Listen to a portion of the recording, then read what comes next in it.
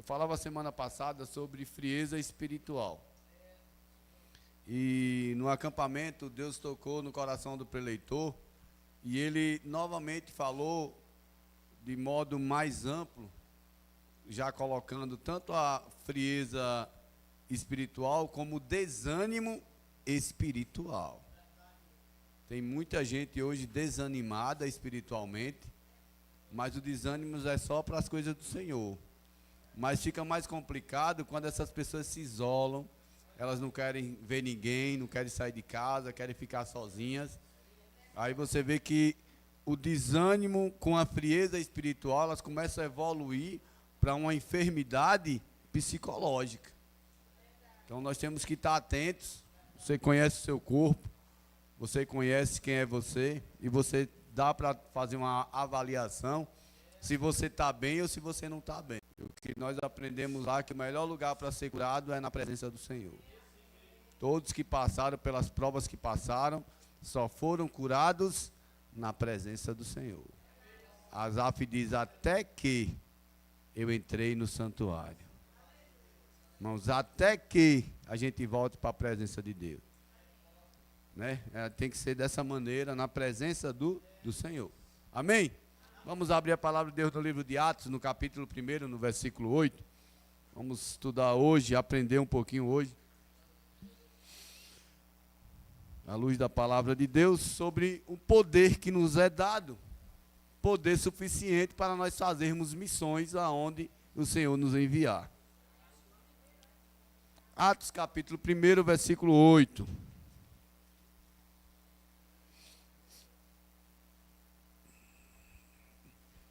Todos acharam? Eu vou ler essa versão que fala de poder, tem uma versão que fala de virtude. E diz assim, Atos 1:8, mas recebereis poder ao descer sobre vós o Espírito Santo, e sereis minhas testemunhas, tanto em Jerusalém, como em toda a Judéia e Samaria, e até os confins da terra. Deus Todo-Poderoso, essa é a tua palavra, Pai. Pedimos que o teu Espírito Santo, que está presente nesse lugar, nessa casa, fale com cada um de nós o que nós precisamos aprender. Não deixa que nada nem ninguém atrapalhe esse culto que é do Senhor. Que só o Senhor cresça, só o Senhor apareça, só o Senhor seja exaltado e glorificado. Fala conosco no poder do nome de Jesus Cristo. Amém. Podeis assentar.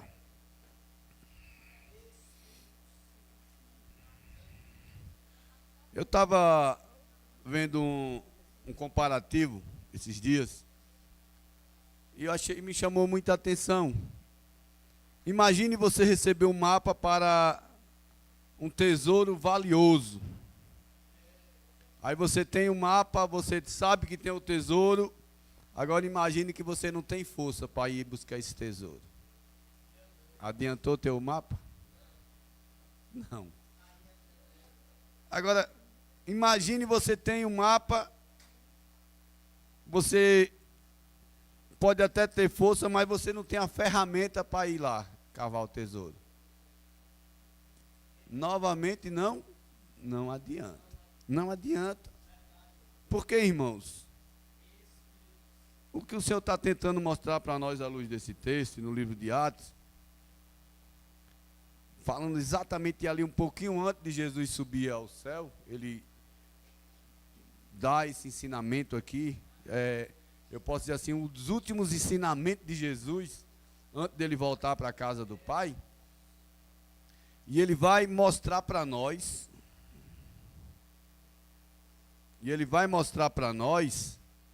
à luz dessa palavra, algo de muita importância para nós aprendermos que não tem como você fazer aquilo que você quer, se você não tem o poder. Não tem como você fazer aquilo que o Senhor está mandando que você faça sem você ter o teu poder. Não tem como você, sabe, por mais que você deseje, se você não tem o poder, você não vai conseguir. Que poder é esse? O poder do Espírito Santo. O poder do Espírito Santo. Por isso que Atos começa falando para nós, e o versículo chave, que resume esse livro de Atos todinho, é esse versículo 8. A preparação para você cumprir o ID do Senhor, a preparação para você pegar esse mapa, que é a palavra de Deus, e você descobrir os tesouros que o Senhor tem preparado para você. O pastor Josimário fala algo interessante, ele diz bem assim: a minha oração nesses dias é que o Senhor nos ajude a descortinar ou a descobrir os tesouros escondidos nessa terra. Tem muito tesouro, irmão. Tem muito tesouro. O texto nos leva a enxergar que nele, em Cristo, que é Ele quem fornece os dois elementos indispensáveis para a nossa tarefa: o poder divino e o roteiro estratégico. Eu lembro a última vinda da irmã Edmeia aqui, não sei quantos estavam lá, e ela falou algo interessante. Jesus passou cerca de 3 anos com seus discípulos. 3 anos ensinando o quê? A palavra. 3 anos vivendo a palavra. 3 anos comendo a palavra. 3 anos assistindo milagres. 3 anos vendo Jesus ensinando. 3 anos vendo Jesus, sabe, de forma sobrenatural ensinar, mas não só ensinar, colocar em prática. Imagina aquelas pessoas viram Jesus multiplicar pães e peixe, aquelas pessoas viram Jesus curar cego, aleijado, aquelas pessoas viram Jesus libertar aqueles que estavam presos, cativos, aquelas pessoas viram o agir de Jesus Cristo por onde ele passou, aquelas pessoas viram e conheceram a palavra de Deus, mas estava faltando algo. Estava faltando algo. É por isso que aqui nesse texto diz assim: vocês receberão virtude, vocês receberão poder quando descer sobre vós o Espírito Santo. Eu estudava esse texto e me alegrava porque ele já foi dado. Ele já veio, ele já desceu, ele já está aqui no meio de nós. O Espírito Santo, ele já está aqui. E para nós entendermos que ele já está aqui, a pergunta é: se ele já está aqui, por que ele ainda não está agindo na minha vida, na sua vida? Se ele já está aqui, o que é que está faltando? Porque naqueles dias Jesus diz: olha, quando ele vier. E eu acho bonito quando Jesus diz assim: ficai em Jerusalém. Ficai, permanecer. Ele está dizendo assim: olha, você precisa ficar no lugar onde eu vou mandar, onde você vai receber. Uma nova preocupação. Tem gente achando que pode ir para qualquer lugar, que vai receber, que vai encontrar em qualquer lugar. Não vai, irmão. Não vai. Não vai. Olha o que ele vai dizer em João: mas eu afirmo que é para o bem de vocês que eu vou. Se eu não for, o conselheiro não virá. Não virá para vocês, mas se eu for, eu o enviarei. Novamente, que nós estamos vendo aqui, que a partida de Jesus, ela se fazia necessária, porque se ele não fosse, o Espírito Santo não descia. E ele diz: e quando eu for, eu o enviarei. Jesus afirma: é melhor para vocês que eu vá. Irmãos, tudo pronto, tudo andando certinho. A ida de Jesus ao Pai é condição para a vinda do Espírito Santo, Consolador, Auxiliador. Jesus já voltou para o Pai e o Espírito Santo então já chegou. Jesus pregava, dizia assim: arrependei-vos porque é chegado o reino.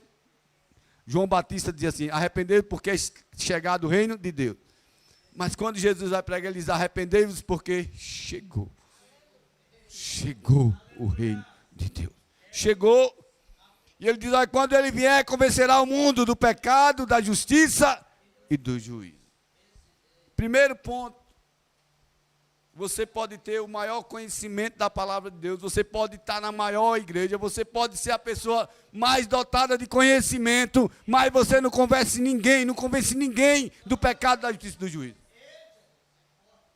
E você ainda fica com raiva quando você prega dentro da sua casa, da sua família, para o seu esposo, para os seus filhos, e eles lhe ignoram. Não querem nada. Eu estou cansado de vocês. Está pensando se vocês morrerem hoje, vocês vão para o céu? É assim ou não é que a gente comporta? Porque a nossa vontade, irmão, que se dependesse de nós, nós já tínhamos convencido eles do local, deles estarem, onde eles deveriam estar. Mas a Bíblia está dizendo assim: olha, ei, pode se aquietar, não é você não. Você só precisa pregar a palavra de Deus. Quem vai convencer é o Espírito Santo. Mas até para pregar você tem que ter o poder. Tem que ter o poder. E ele diz do pecado. Eu acho interessante quando ele fala assim, do pecado porque os homens não creem em mim. Irmãos, é Jesus que está falando, João está escrevendo, ele diz assim, olha, do pecado porque os homens não creem em. Se não estavam crendo em Jesus, tu acha que somente as tuas palavras serão suficientes? Se estavam assistindo os milagres de Jesus e você não fez nenhum milagre ainda. As pessoas corriam até Jesus a ponto do centurião mandar um recado, Jesus disse, diga a ele que eu vou, e ele diz, não, não venha não, porque eu não sou digno de lhe receber na minha casa. É alguém que está dizendo assim, olha, eu não tenho nada disso que o Senhor está dizendo que é para ter, eu não tenho poder, eu não tenho nem credibilidade para você ouvir na minha casa. Mas está cheio de gente, cheio de pessoas ensinando assim, não, mas qualquer um pode ir pregar, qualquer um pode ir lá e fazer, qualquer um pode ir lá e fazer e acontecer, e a Bíblia está dizendo que não pode. Não pode. Da justiça, porque vou para o Pai e vocês não me verão mais. Ele está dizendo onde é que ele está. Está com o Pai, na casa do Pai. O mundo é convencido da justiça porque Jesus vai para o Pai e os crentes o verão de novo, o que valida a justiça divina. Muita gente, irmãos, no dia do juízo final, vão olhar para Cristo. Eu fico imaginando aquelas pessoas, aqueles que o transpassaram. Eu fico imaginando a situação de Anás e Caifás. Eu fico imaginando a situação de Pôncio Pilatos, aqueles soldados que bateram em Jesus. Aqueles que, irmão, imagina a cara do cidadão que apregou Jesus na cruz. Não é coisa simples, não. Não é coisa simples, irmão, porque a Bíblia diz que naquele dia será tarde. Hoje tem uma chance, hoje tem uma oportunidade, mas no dia do juízo será tarde. Do juízo, porque o príncipe desse mundo já está condenado, é o que diz a palavra de Deus. O mundo é convencido do juízo, porque o príncipe desse mundo, o diabo, já foi julgado e condenado através da morte e ressurreição de Jesus Cristo lá na cruz do Calvário. Logo, irmãos, você quer mudança na sua casa. Você quer mudança na sua família. Você quer mudança na rua que você mora. Você quer ver o agir sobrenatural de Deus. Você quer ver a sua casa sendo salva. Você quer ver família, seu marido, filhos sendo salvos. O primeiro ponto é a fonte, sabe? A fonte de poder para você cumprir essa missão é você receber o Espírito Santo. Tudo isso é possível quando você receber o Espírito Santo. Eu gosto de olhar no dia de Pentecostes, porque a Bíblia diz assim, eles estavam reunidos no mesmo lugar, fazendo as mesmas coisas. E eles não estavam brincando. Eles estavam cultuando, eles estavam adorando, eles estavam na presença do Senhor, e porque eles estavam ali fazendo as mesmas coisas, a Bíblia diz que naquele dia o Espírito Santo desce naquele lugar. E o Espírito Santo, ele não desce em silêncio não, irmãos. Quando ele desce para sacudir. Quando ele desce é para as pessoas olharem para você e dizer, não é mais fulano. Quando ele desce, a pessoa toma uma sacudida dele, é barulho, sabe? É estrondo. E as pessoas olham para ele e dizem, não é mais. O que foi que aconteceu? E você não sabe nem explicar o que é que está acontecendo. Mas a Bíblia diz, é o poder que você recebeu do Espírito Santo. É o poder que você recebeu, mas recebereis a virtude, o poder do Espírito Santo. Os discípulos estavam preocupados, sabe com o que naqueles dias? Com a restauração do reino de Israel. Pensando em termos de poder político e humano. Quantas pessoas hoje estão preocupadas só com política? Quantas pessoas hoje estão preocupadas só em restauração da cidade, troca de governo? Não se fala em outra coisa, só falam de candidato, quem é candidato, quem não é candidato, quem vai, quem vem. Novamente, o pensamento da nossa geração é semelhante ao daquele povo naqueles dias, nos dias de Jesus. Só que Jesus vai fazer o que? Jesus vai redirecionar o foco deles. O que Jesus está fazendo hoje, irmãos, é redirecionando o nosso foco. Ele está dizendo assim, olha, tira teu foco da política um pouco. Começa a focar no reino. Tira teu foco dos problemas um pouco. Começa a focar no reino. Começa a focar no reino. Olha, tira teu foco um pouquinho daquilo que está te colocando para baixo e começa a focar no reino. O que Jesus estava mostrando para eles, irmãos, uma palavra que talvez você já ouviu uma banda com esse nome, você já ouviu músicas com esse nome, a palavra dunamis, do grego, poder, de onde vem a palavra dinamite, ou seja, a dunamis, o dunamis do Espírito Santo. Quando tiver essa explosão dentro do ser humano, aí vai fazer toda a diferença aonde ele chegar.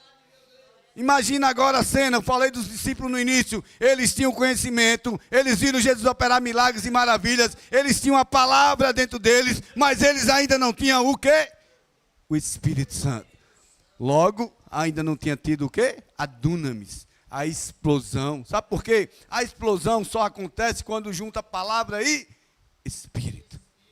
Deus mostrou para a gente lá no início. Diz assim, ó, e o Espírito de Deus se movia sobre a face das águas, o Espírito estava lá. Aí Deus diz assim, e disse Deus, palavra, haja luz. Quem se move? O Espírito. O que é que acontece agora? Uma explosão. Aí o cientista diz, foi o Big Bang. Aí a Bíblia diz, foi a palavra e o Espírito que se juntaram e criou a dunamis, que deu o dinamite espiritual, o poder espiritual, logo começou a existir. O que Deus está dizendo, olha, você já tem a palavra, você já tem o conhecimento, você já vem para a igreja, você vem adorar, você vem cultuar, está faltando, sabe o quê? O Espírito Santo, para acontecer essa explosão e a transformação que você tanto deseja na sua casa, na sua família, acontecer, não por você, mas pelo poder do Espírito Santo. É o poder do Espírito Santo. Sem o poder do Espírito Santo, irmão, nossos melhores esforços são inúteis. Tem que ter o poder.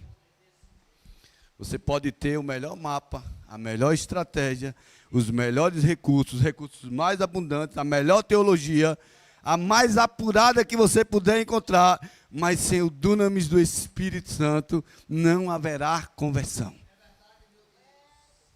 Não haverá transformação. Não haverá mudança genuína de vidas, transformação genuína de vida. As pessoas até farão alguma coisa para lhe agradar, mas entre o agradar e a transformação tem uma grande diferença. Por que você veio para a igreja? Porque alguém te convidou ou porque você quer adorar o Senhor?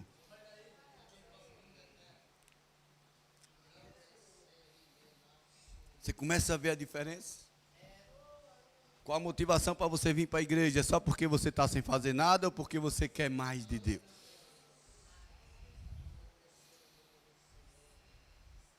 Tem um hino que diz, te adorar é o que sustenta-me de pé e eu não vou.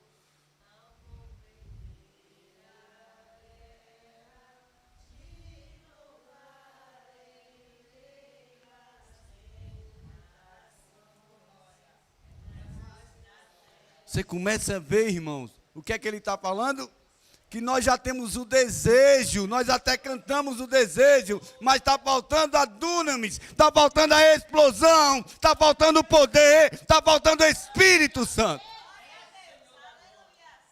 Paulo fala algo interessante, Paulo diz, até que cheguemos à estatura, lá em Efésios 4:3, até que todos alcancemos a unidade da fé e do conhecimento do Filho de Deus, cheguemos à maturidade, atingindo a medida da estatura, da plenitude de Cristo. Está todo mundo querendo. Está faltando o quê? O Espírito Santo. Está faltando o Espírito Santo. Você pode até dizer assim, mas nós temos a unidade da fé, nós temos o conhecimento. A meta é atingir a unidade espiritual e o conhecimento profundo sobre Jesus Cristo. Sabe como? Pedindo a Ele, Senhor, me leva mais além. Me leva mais além. Tem um hino que eu amo muito ele, que ele diz, leva-nos além. Leva-nos além. Porque, irmãos, não basta você se contentar em apenas vir para a igreja, não basta você se contentar, sabe, quem sabe ler a Bíblia só aqui na igreja, não. Você tem que pedir a ele, dizer, olha, Espírito Santo, me leva mais além. Eu quero ver essa dunamis, eu quero ver essa explosão da palavra de Deus, mas também do Espírito Santo dentro de mim, para eu poder ter ousadia, para eu poder ter poder, para eu poder ter autoridade, para eu poder ver a diferença a começar na minha casa. Por isso que Jesus diz, começa em Jerusalém, ele diz, começa na sua casa. Sabe quem vê a primeira mudança na sua vida? Sua casa. Não fique pensando que quem vai ver a primeira mudança é o povo da rua, não. A primeira mudança, quem vai ver na sua vida é a sua família. É marido, filhos, irmãos, pessoas mais próximas. Elas que vão ver se você alcançou uma coisa chamada maturidade espiritual.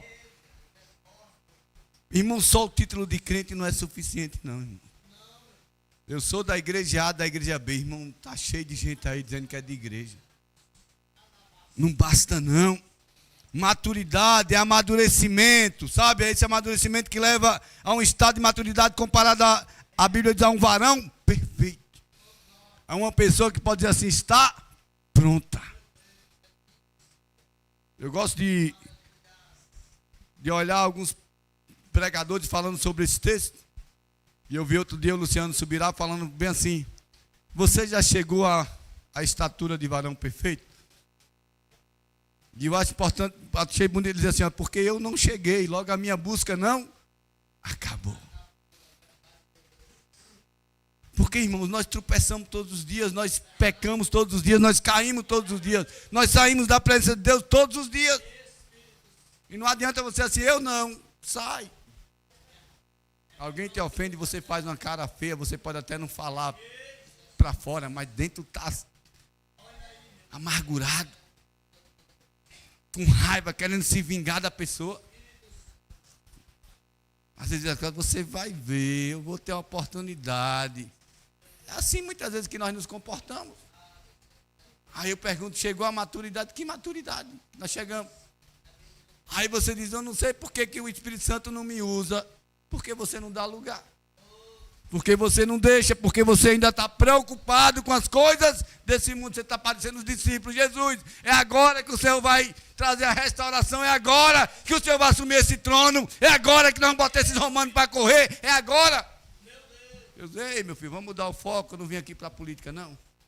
Eu quero levar vocês para um reino muito melhor do que esse.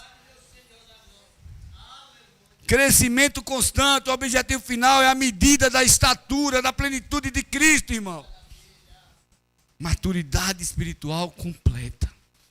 Tem gente se contentando, como disse o profeta, com a água no tornozelo.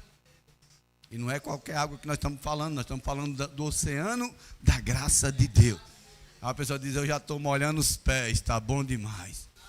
Aí Jesus está olhando para você e diz, eu quero que você mergulhe. E aí o outro diz, a minha está aqui no joelho, eu estou satisfeito. Aí vem o outro de lá, eu estou no lombo. Aqui a água, já está aqui no peito.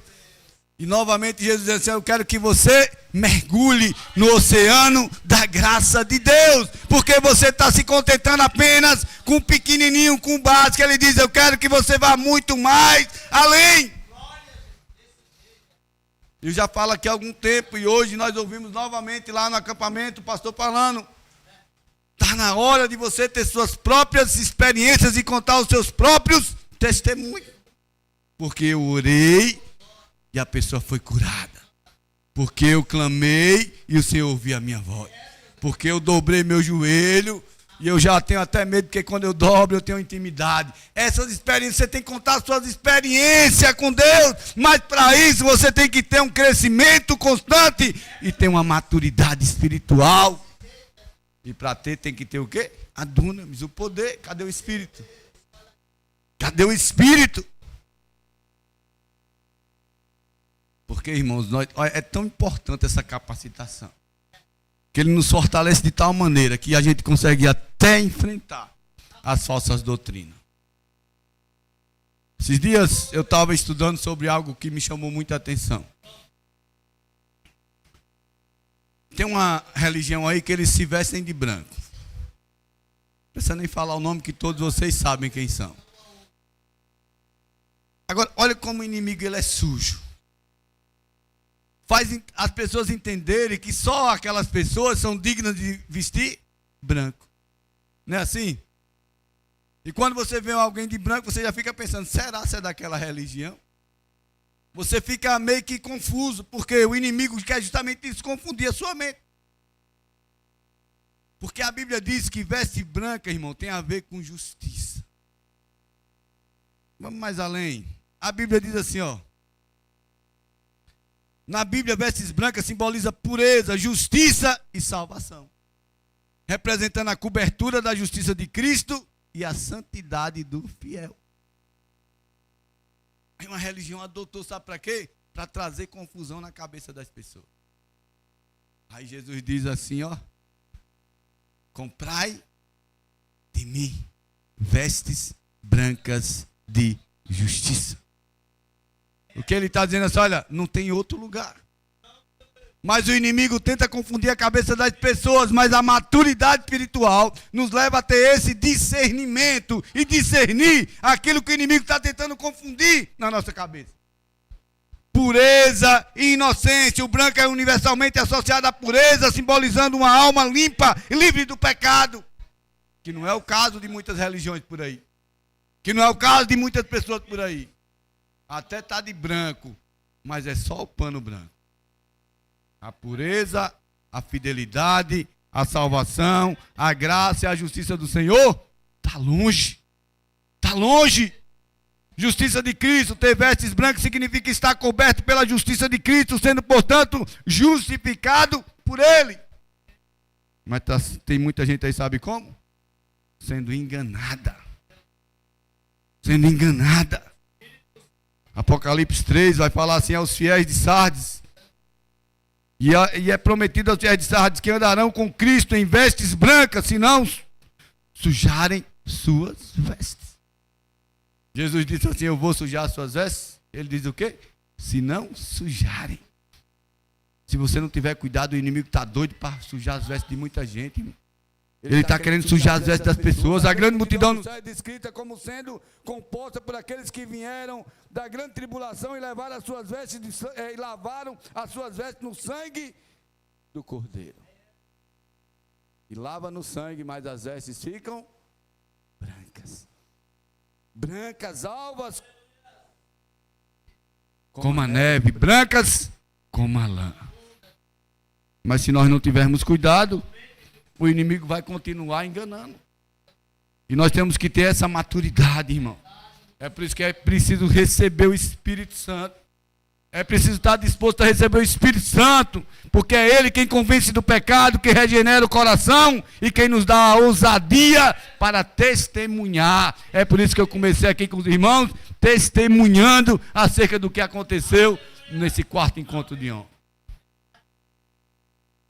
Segundo ponto, entender a natureza da sua missão. Irmão, nós não fomos chamados só para ficar no banco, não. Você não foi chamado só para ter uma rotina, casa, trabalho, trabalho, casa, 2 vezes na semana, ou 1 vez na semana, vai na igreja e achar que está bom. Não se contente com pouco, você está servindo a um Deus que é todo poderoso. Não se contente com pouco, você está servindo a um Deus que é dono do ouro e da prata. Não se contente com pouco, porque Deus ele quer lhe dar infinitamente mais. Mais. A Bíblia diz mais além do que você pediu ou pensou. Irmãos, a Bíblia está nos desafiando a irmos mais além. Eu ensinei os irmãos aqui alguns dias atrás que o preço de uma oração pedindo algo pequeno e algo grande é o mesmo. Você pedir uma bicicleta e você pedir um avião a Deus, é o mesmo preço, irmãos. É a mesma oração. Ó Deus, eu não tenho nem carteira de avião, mas se o Senhor sabe que eu já estou precisando de um, você é quem vai saber a sua necessidade.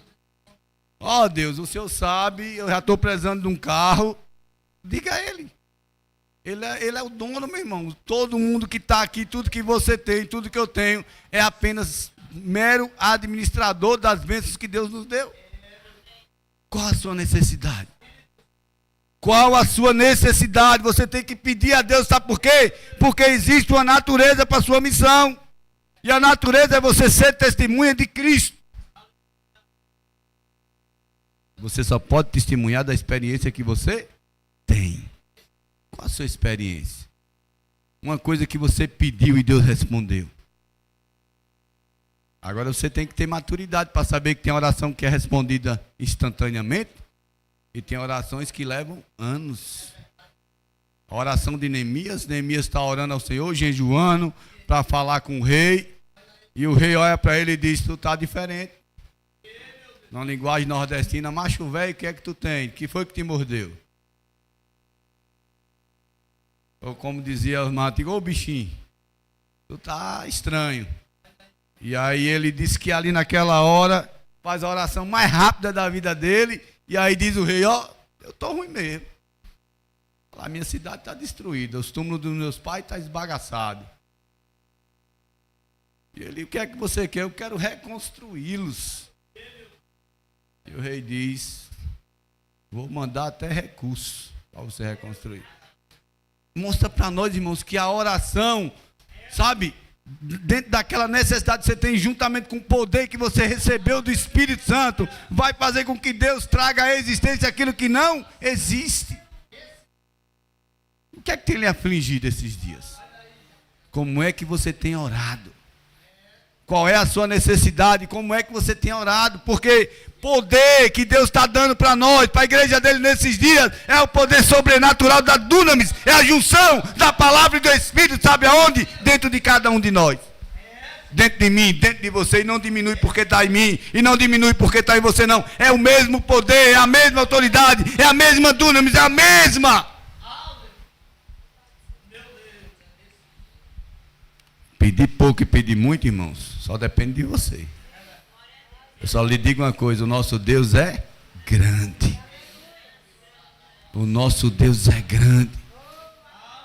E eu lembro logo nos hinos de antigamente, aqueles que a gente às vezes só se lembra deles quando está numa vigília. Canta: grandão, grandão da Galileia.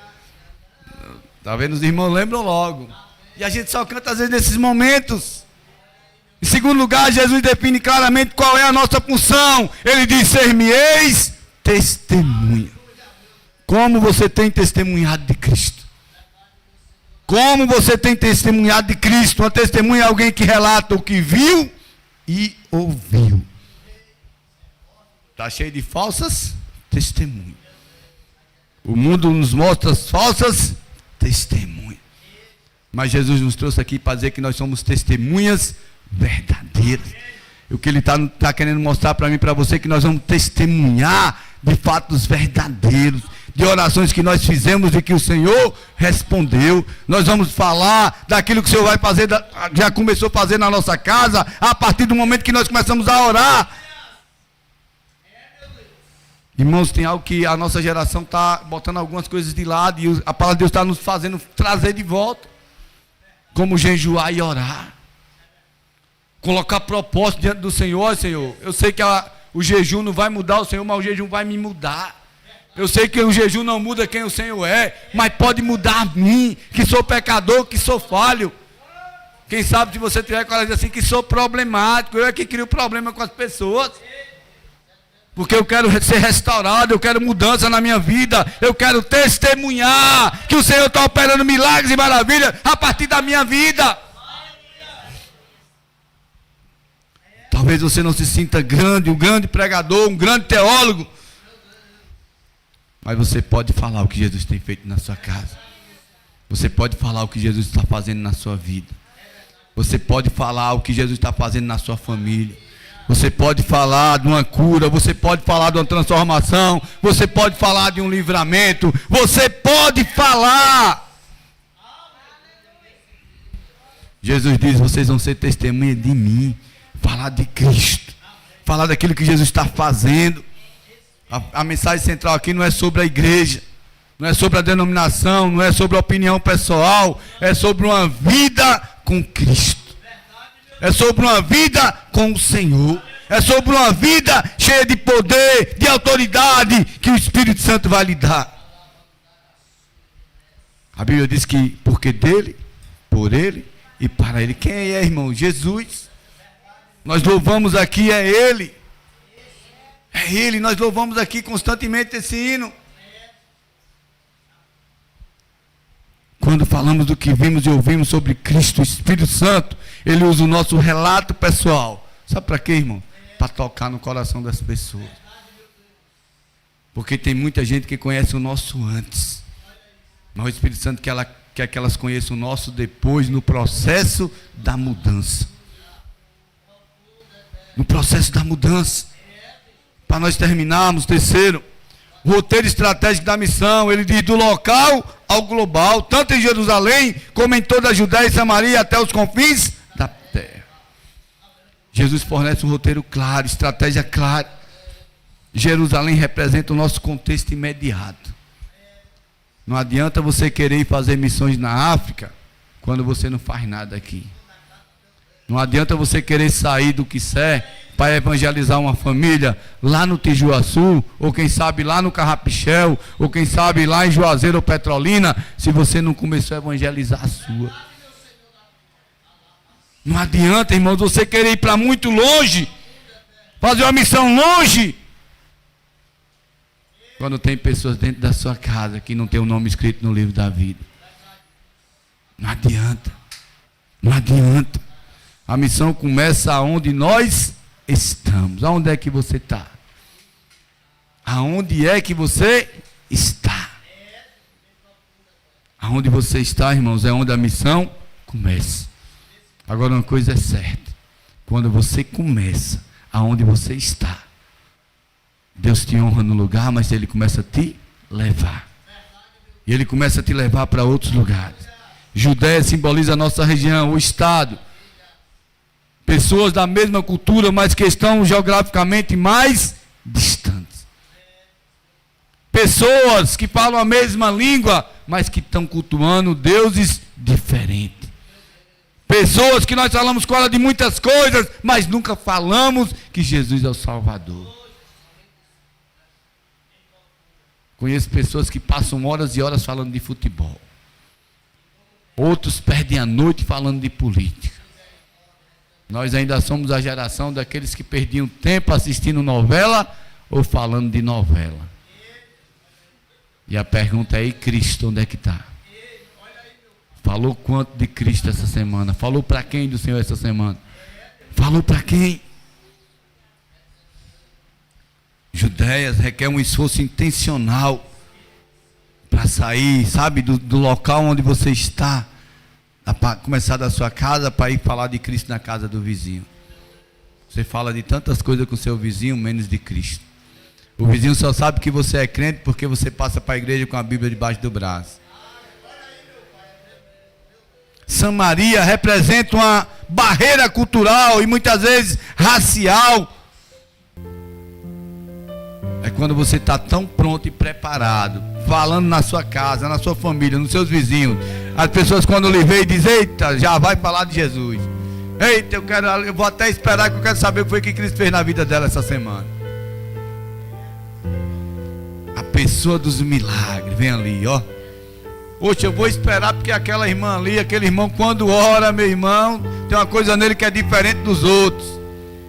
Essa experiência que o Senhor quer que você tenha. Quando você chega no lugar, a presença de Cristo chega. Quando você chega no lugar, as pessoas não sentem somente a sua presença física, mas a presença do Espírito Santo de Deus. Essa semana eu entrei num ambiente de trabalho e às vezes eu fico olhando a maneira que as pessoas se expressam. Uma pessoa que não é cristã, e ela diz bem assim, eita, quando você entra no local, tem assim uma energia positiva que invade esse lugar. E eu disse, não sou eu, é o Espírito Santo de Deus. Não sou eu, é o Espírito Santo de Deus. Irmãos, as pessoas precisam sentir a presença do Espírito Santo. Essa semana o irmão falou algo muito interessante. Ele disse que chegou num lugar e as pessoas olharam para eles e perguntaram se eles eram os políticos. A irmã olhou para o outro e disse: meu irmão, nós estamos feios na foto. Porque o cabo pensar que a gente é político é pensar que a gente é pessoas que andam fazendo coisas erradas. Olha como está a associação de política, irmão. Ele diz: eu queria que ele olhasse para mim e dissesse: você é luz. Ele diz: eu estou feio demais na foto, estão pensando que eu sou político. Quando as pessoas olham para você, o que é que elas estão vendo? Com o que elas estão lhe comparando? Porque Jesus tem nos chamado para sermos testemunhas quando a dunamis explodir dentro de nós. Quando a palavra, o conhecimento explodir juntamente, sabe, com a presença do Espírito. E da mesma forma que explodiu lá no Gênesis, quando Deus diz: haja luz, e houve luz. Da mesma maneira, quando explodiu lá no dia de Pentecostes, quando o Espírito desceu naquela casa, e uma explosão grande naquele lugar, e as pessoas começaram a falar em línguas estranhas, e ninguém naquele lugar conseguiu ficar diferente. A dunamis aconteceu. Presença, irmãos, como aconteceu naquele dia, quando estava inaugurando-se o templo, Salomão inaugurando o templo, Asaf cantando com os cantores naquele dia, e a dunamis naquele lugar, a presença, a casa enche de uma fumaça, a glória do Senhor naquele lugar. Ser-me-eis testemunhas até os confins da terra. Sabe quando, irmão? Quando você tiver poder e autoridade. Ser-me-eis testemunha. É importante notar que Jesus usa a palavra tanto como indicando que esses não são estágios sequenciais, mas sim esferas de atuação simultânea, tanto aqui quanto ali, tanto aqui agora como ali adiante. Você vai testemunhar de Jesus com poder e autoridade. Jesus disse: vocês não vão ficar órfãos. Nós não fomos deixados órfãos. Ele diz: eu, enviarei sobre vocês o Espírito Santo. Vamos ficar em pé. Ele já chegou. Ele já chegou. Ele já chegou. Ele já chegou. Recebemos o poder de Deus, do próprio Deus, através do Espírito Santo. Aonde você quer chegar e quem você quer alcançar não tem a ver tão somente com o seu querer. Tem que ter poder e tem que ter autoridade.